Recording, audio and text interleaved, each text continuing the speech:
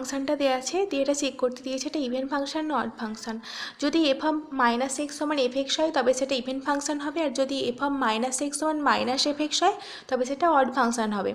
এবার আমি F of minus x করছি, এক্সের জায়গায় মাইনাস এক্স বসাবো, minus x by two to the power minus x minus one minus x by two plus one. এবার এই দুটো টার্মকে যেমন ছিল তেমন লিখে দিয়েছি, মাইনাস এইটাকে এবার one by two to the power x minus one মানে এলসিএম করে তাহলে টু টু দি পাওয়ার এক্সটা উপরে চলে গেছে আর নিচেটা one minus two to the power x হয়ে গেছে। এবার দেখো প্রথমে দুটো টার্ম যেমন আছে লিখে দিয়েছি, এবার নিচেটা থেকে মাইনাস কমন নিয়েছি তাহলে এটা মাইনাস মাইনাসে প্লাস হয়ে যাবে, দিয়ে two to the power x minus one হয়ে গেছে আর উপরটা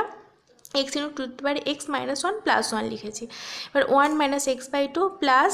এক্স ইন্টু এইটা two to the power x minus one by two to the power x minus one plus এই টার্মটা ঠিক আছে। এবার এটা উপর নিচে কেটে গেছে, দিয়ে one minus x by two plus x plus এটা যেমন লিখে দিয়েছি x by two to the power x minus one. এবার এটা ক্যালকুলেশন করে দেখো এফ অফ এক্স হচ্ছে, তাহলে এফ অফ মাইনাস এক্স সমান এফ এক্স হয়েছে, তবে এফ এক্স